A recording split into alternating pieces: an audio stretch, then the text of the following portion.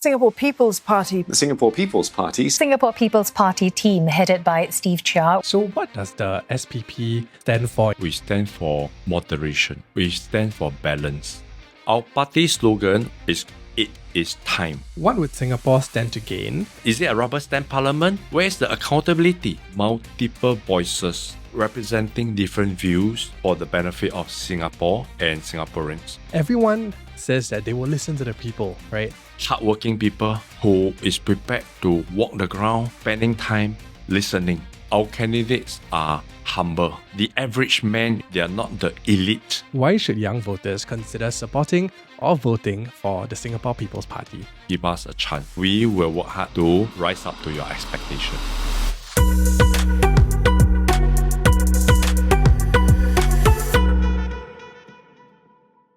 Welcome back to Political Prude's GE2025 Special, where we're putting together content that helps all of us get ready to vote.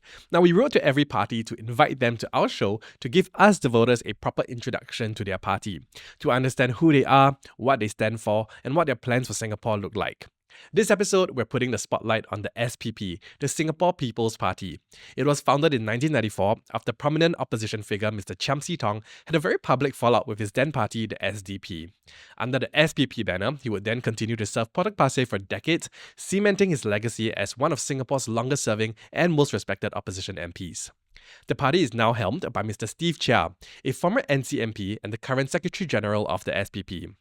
I'm very excited to share that Mr. Chia himself is the guest for this episode. Let's get into it. Mr. Steve Chia, welcome to Political Prude, the podcast. Thank you for having me, Joe. Yes. All right, so how would you introduce the SPP to our audience? Singapore People's Party was established by Mr. Tong previously, as everybody knows him from Potong Pasir. We have been holding on to his values, of service before self, and also with the values of ACE. We believe that there should be accountability in government. There must be the commitment, our commitment to the people, and there must be empathy. And this we try to show, and we work on all these values to the people. Understand.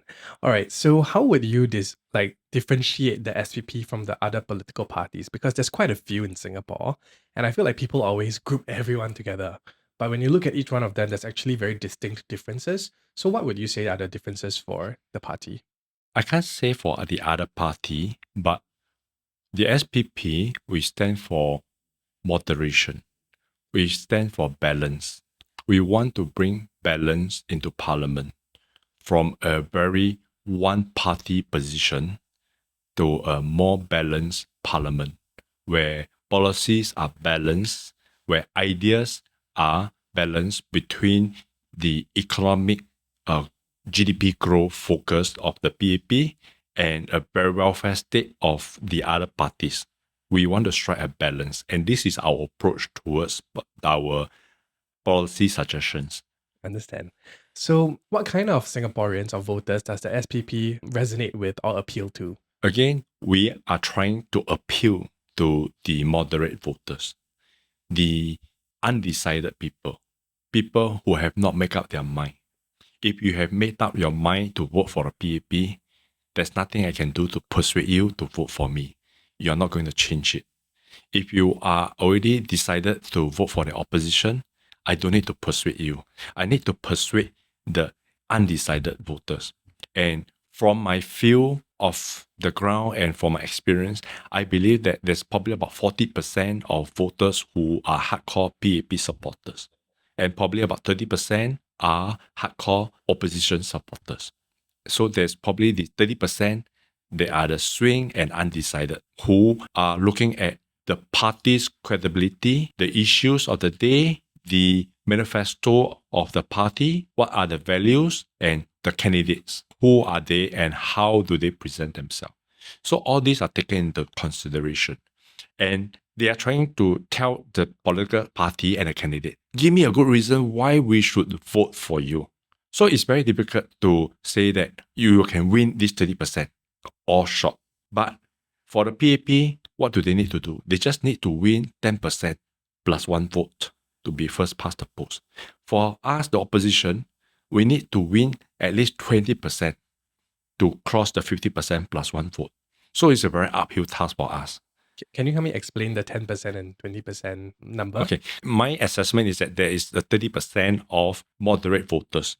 These moderate voters are deciding. But for the PAP, they really have 40% hardcore. So for this 40% hardcore, they just need a 10% shift of this 30% and they already win the game. But for us, we need to win 20% of this 30% to make sure that we can win the constituency. Okay. So what does the SPP stand for in terms of values or ideology? Because I'm sure every party is grounded by these things, right? As I said just now earlier, our values are basically in the ACE, okay? Accountability, commitment, and empathy. We want to empathize and we empathize with the people of Singapore. So we are concerned with the rising cost of living, stagnation, competition for good jobs, especially from CCA policy. These are issues that we empathize with. We want the government to be accountable for their policies. In the past, when Mr. Chiam was contesting, and I helped him spoke at his rally in Potong Pasir, Tong as a prime minister at that time said, if you elect Sito, we will throw in how many 100 million to do Potong Pasir or to do this upgrading. But he haven't gone through parliament. He just happily say, we'll give money here, we'll give money there. So the question is that, is it a rubber stamp parliament? Where is the accountability? See, so we want the government to be accountable for their policies. You cannot just say, I want to do this, I want to give money here, I want to give money there. Yeah, the accountability issue is something that Singaporeans feel strongly about. You spoke about Mr. Cham Tong quite a bit, and now you're the party leader as well. So what are some of the traits of his that you maybe got inspired by or learned from? I think the biggest trait is the tenacity, okay, the endurance. He started once, twice, that he got elected. In the same way, for me, it's a long uphill struggle. As he mentioned and is publicly quoted, what is the benefit for the opposition is sweat and tears. Similarly, it's a lot of frustrations, a lot of sweat, a lot of tears, a lot of money spent. But what we want is that we want to push the government to work hard for the people and move their policy more to the center. You know, when I think of Mr. Chiam and SPP, I actually think of Steve Jobs at Apple, whereby there's this very prominent figure that everybody relates to the brand, right? So I guess my question now is, since Mr. Chiam has retired, how does the party intend to continue his legacy, but at the same time still appeal to today's voters? The time has changed. The electorates are different. The situation is different. At this period of time, we are having a mature electorate. We have the mature people who are considering the issues of the day. And they don't want to say, just because you are from Mr. Cham Tong's party, we will vote for you. They want to look at your issue. What are the things that you are presenting and bringing to the table? How can you represent me to speak in parliament? How much effort are you going to put in? How willing are you to listen and understand my issue, empathize my concern, and present it? So if the SPP gets representation in parliament, what are some of the key issues that the party will push for? Very interesting. We just launched our manifesto today. So there are a lot of issues. We have 40 proposals that we hope to bring out in parliament. Okay, you can go to our website spp.sg for more information about our manifesto. So first of all, we believe that it is time to stop increasing the GST. Okay, no more increase of GST. Okay, until and such as when there is continuous deficit, cumulative continuous deficit of 3% over 3 years. Then you talk about the possibility of increasing taxes or GST. Second, we are proposing that there should be a balanced budget. So there is a surplus. Like last year, the government increased the GST because they say that, we are going to have short of money, but yet they turn out to have a 7 billion surplus. So this surplus should be returned to the people so that we have a balanced budget. And it should be done yearly. Every year, the government calculates their revenue and expense, and if there's surplus, return back to the people. Okay, so that it's balanced. These are the two basic proposals that I think will help Singaporeans in their economic struggle. So on top of that, we feel that this fertility rate is a big concern. We Singaporeans are not giving birth, and that's not replacing our population. And what is the government doing? They are importing new citizens to replace the population. Then why are we saving so much in our reserves? Are we keeping the reserves for the new citizens' benefit? That is a big question everybody is asking. Okay, so what do we need to do? We need to encourage our own Singapore citizens to give birth, to have more children.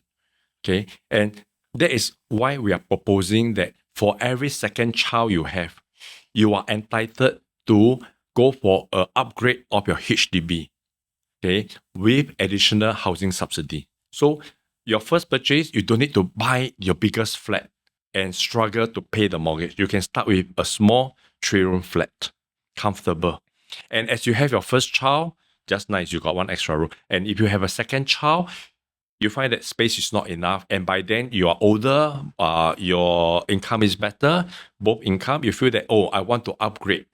It is time for you to upgrade, and with the additional subsidy for second child, you can upgrade comfortably to a second home. And that is a reward from the government to Singaporean couples that thank you for doing your national service. Thank you for having children. It's an asset to them. And if they subsequently progress on to a third child, even better. By then, they would be financially even more secure. Okay, and if they have the money and they decided that they want to keep their HDB and they want to buy a private property for investment or whatever, they do not have to pay ABST. This will be very appealing to young couples, dual income, working in good companies, where they will feel that, I am being rewarded. Okay, my children is an asset. It's not a liability. It's a mindset change. It's a mindset change from the current situation where we see children as a liability. Okay, expenses, childcare, medical bill, hospital bill, everything is so expensive. Why do I want to have children and see them as a liability? So we want to change the concept and say that, having children is an asset. You will be rewarded with upgrade.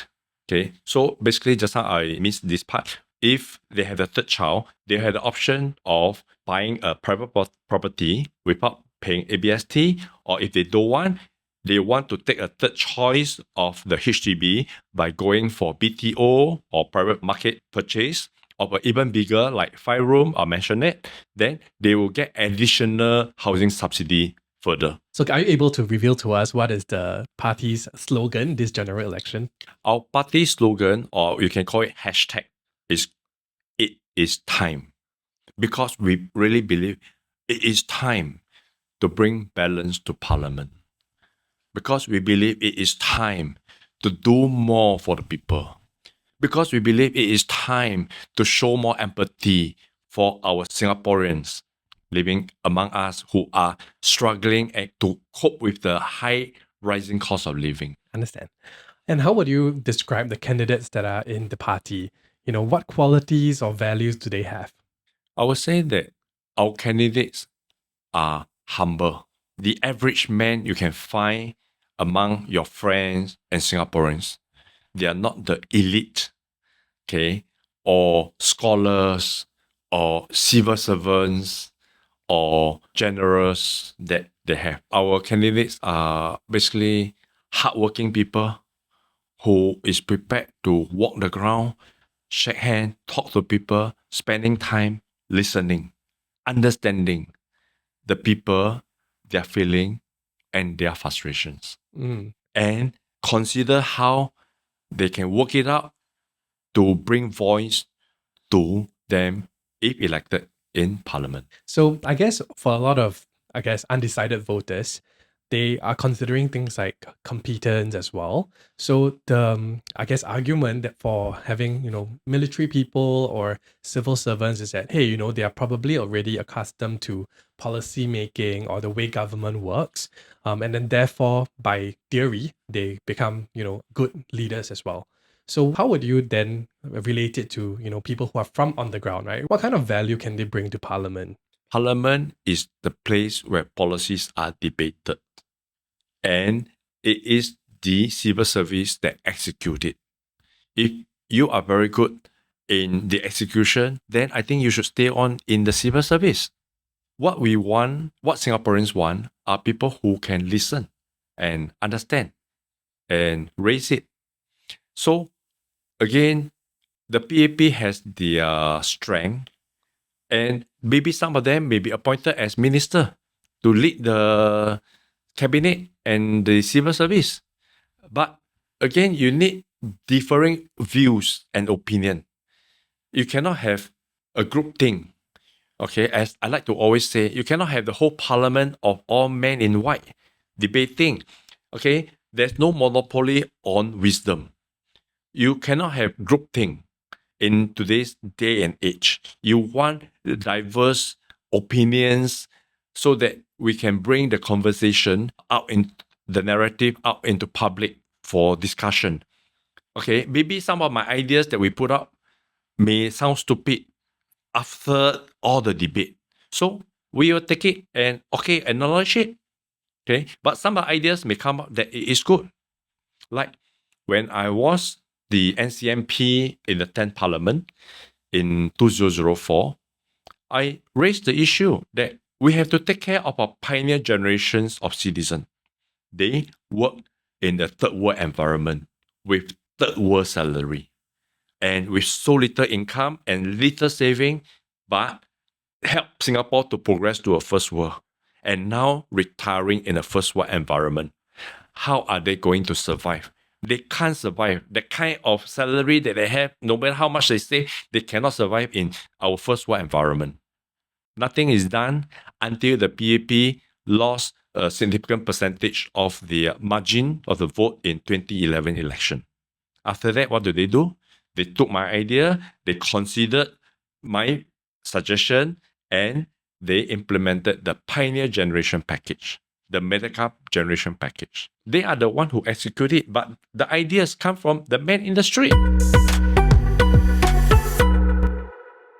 Our conversation with Mr. Chia will continue shortly, but first, drop us a 5-star rating on Spotify or Apple Podcasts. And if you're watching on YouTube, hit the thumbs up button. It takes 2 seconds, but it would really, really make a huge difference in helping more people discover our conversations. All right, let's get back into it. So I guess my next question will be, everyone says that they will listen to the people, right? So what is the method that you guys use to garner people's opinions or people's feedback? Like, how does the party reach out to the everyday Singaporean? There are many ways to reach out to the Singaporeans everywhere, but it all starts with the willingness to listen. And when you say listen, it really means spending time understanding. It can be in coffee shop, it can be in social media, it can be on feedback, but as what President Trump says also, there's a lot of common sense. You have to take the common sense issue as people talk and feel, can it be implemented? Is it implementable? Is it good for Singapore? Is it good for you and me as Singaporeans? Okay, so listening and considering all these views and digesting it and see how we can repurpose it into something that benefits Singaporeans is a skill that you need to take time to develop. I take almost 30 years to develop this skill. I stood for election when I'm 26 years old in Hong Kah. Now there's no more Hong Kah, GRC. Okay, and this is my 6th election. So I have spent a lot of time listening and having the feel of the issue of the day. And I'm leading my team of people into parliament, and they were learning from me the issues, the ideas, the skills, the listening, the empathy, the ability to connect with the people, and to be sensible, proposing sensible ideas and policies that benefit Singapore and Singaporeans. For the next part of our conversation, I would like to discuss the general elections, of course. And my first question to you really is, how would you describe the strategy of the party this election? We hope that all the 91 seats will be contested. We hope that there will be another breakthrough for the non-governing party, like the opposition, to win another 1 or 2 GRC. Our strategy very much this time is what we have been doing all the while, plus social media. We are putting a lot more effort to increase our social media profile and publicity. Okay, with videos. You may have seen my Facebook page, our SPP page. We are trying to record our conversation with people, let the main industry see us and feel us, and they hopefully make their decision. What are some key issues that the party will be focusing on? As I said, those are all in our manifesto, the issues that we want to bring out. But there's also one issue, which I haven't brought out yet, relates to the transport, because my opponent is the Minister of Transport. Okay, so we want to say that the MRT, the public transport, should not be a profit-making entity. It is for the public good. So you have to elect CEO and leadership of all these public company that focus their attention on the regular maintenance, the heavy maintenance of public transport. We don't want trains to break down regularly because of a lack of maintenance. Okay, the maintenance schedule is really questionable. We have to really work into the maintenance issue. We have to invest heavily in maintenance of public transport to make sure that trains don't break down. Okay, I think every working Singaporean, except the ministers and MPs, okay, everybody take buses and trains. And we want to get home at time to see our family. And we want to go to work on time without the boss looking at us and we have to say, oh, train breakdown. Okay. So investing heavily in public transport, train maintenance is the most critical issue. Okay, got it. And this year, it will be the first time that a lot of us will be exposed to rallies. And you've mentioned before that you've spoken or helped in rallies before. Why should young people attend the party's rallies? And what can we look forward to when we go? It's interesting to attend rallies. You feel the mood. I have not attended any rally as an audience, but I have been attending rally as speaker. But you can feel the crowd, you can feel the mood, you can listen to the candidate, okay, and how they raise the emotions of the people. But you don't want to get raised too much anyway. You want to go there and have a feel, okay, of the candidate and their way of speaking. But now with social media, with YouTube and many other forms of access, is it still necessary? This is a question that we are still thinking and pondering about. Okay, I want to talk about the people that you guys will be fielding. So first part of the question is who are some of the candidates that we can look out for and that you think will appeal to younger voters? We have only 5 candidates. So I can't say specifically which one appeals to the younger voter. I hope I am appealing to the younger voter. Even though I'm 55, I hope I look young enough to appeal. And I think that we're all appealing. And if I may say, my party chairman, Melvin, he looks like one of the Korean actor. If you watched Squid Game 2, you saw one of the actor who went to give the bread and the choice. And you can make a comparison of his photo and the actor's photo, and you can see that they look exactly the same. Okay. I hope that appeals. Yes, okay.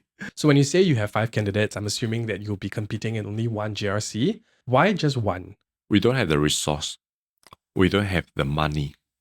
It's just to contest in one GRC and one SMC. A huge amount of money is needed. And we don't want to waste the time to put up candidates here and there where you're not bringing up where people say that you're wasting time. Okay. So which will be the GRC and will be the SMC, and why these two? Why choose these two? Okay, the GRC is Bishan-Toa Payoh. The SMC is Potong Pasir. Why choose these two? I don't know how to explain, but this is historical. Okay, SPP in a sense was born from Potong Pasir. That is our turf. We must contest. We cannot don't contest. Okay, because if we don't contest, it feels like we are cutting off one part of us. Okay, so even if there's a three-corner fight, we still have to contest. Okay, Bishan-Toa Payoh, again, we stood there.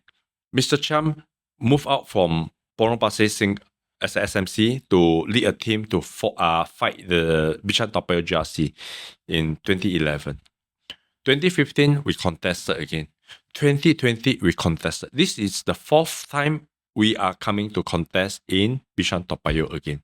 So that is our historical ground. Both are historical ground, and we are working on there, hoping to increase our percentage past the 50%. So there's obviously talks about three-way fights, and historically, when it's a three-way fight, it doesn't bode too well for the opposition party. So what are some of the discussions that you've had with other parties with regard to three-way competitions or contests? Basically, our position is clear. No matter who come, we are going. Potong Pasir. We cannot cut off because the party arises out from Potong Pasir. Okay. On that point, I have spoken to LinkedIn personally. I have spoken to PAR, SecGen, and I have also written to their other leadership, kindly request them not to come and contest three-corner fight. But at the end of the day, this is a democracy. It's a free choice. Everybody is free to do what they want. We can't stop them. We can only suggest for their consideration and their kindness not to. But if they still want to contest, then bring it on. What about the GRC side? A GRC side, there's no news of a three-corner fight. Okay, Yeah. Ken. When I hear you speak of Potong Pasir, you speak with a lot of passion and conviction about that area and its history and its ties to the party. For a lot of our young voters, they may not understand the history behind that. Like, why is it so important, Potong Pasir and Cham Tong? So can you explain that? Yeah. The importance to me is Bishan-Toa Payoh. Oh, okay. Yeah, not Potong Pasir. Potong Pasir is the historical ground. Okay, and we will still continue to go there, and we hope to gain back the trust and confidence of the people. But the emphasis for us in this previous and this GE is Bishan-Toa Payoh. Okay, because we believe that we need to bring a team into parliament, not a one person. One person is not enough. You can't do anything. You need to have a team of people supporting each other if you want to raise a motion or question a policy. Okay, I have been in parliament before, and I have experienced before that if you have one mind against 90 mind, you will lose. Their laughter will drown you out. For a lot of us, we want to do our research. We want to read up about every party. So where can they go to find out more information about the party?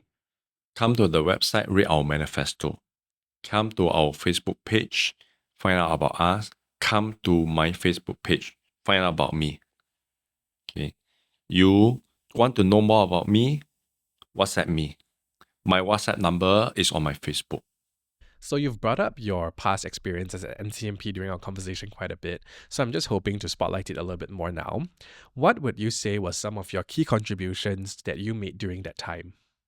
During my time, my contribution, especially to the budget debate discussion, actually, I'm the pioneer in the sense that bridge the gap. Okay, for example, nobody know how land sales are accounted for until I raised it in the budget statement debate, where I accused the Prime Minister Lee Hsien Loong that time was misleading the people by his statistics, where we actually have huge surplus, but yet he said we don't have surplus. Subsequently, he clarified in Parliament and said that, land sales are not included in our revenue, but it's actually the reserves, and it goes to the reserve. So for once, everybody understand, oh, this is how it works. Okay. And subsequently, we get better clarity on policy and we start questioning. When I was in NCMP, I raised a lot of questions. I raised so much questions that the minister in charge of parliament changed the regulation to limit the amount of questions an MP can submit and ask to 3, not more than 3. For a majority of Singaporeans, they've been used to having a PAP candidate or MP in their area.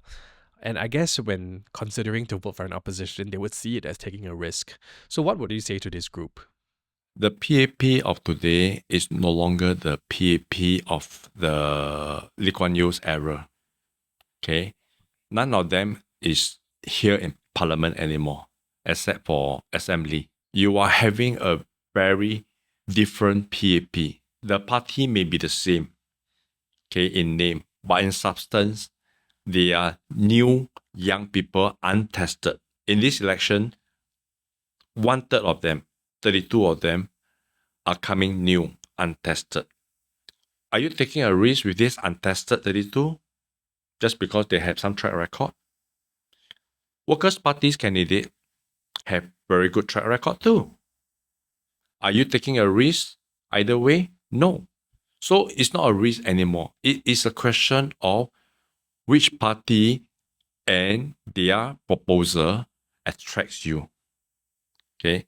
So stop thinking in terms of risk, but rather which party appeals to me in their policy. Okay. And what would Singapore stand to gain with the party being represented in parliament? If we are elected in parliament, okay, there will be a team of 4 other candidates other than PAP, Workers' Party. Hopefully some other party too. Then we'll have a multi-party democracy in Singapore. It will be a watershed election that for the first time, there will be different party members elected to bring the narrative, different narrative into parliament to talk and discuss and feel what is best for Singapore.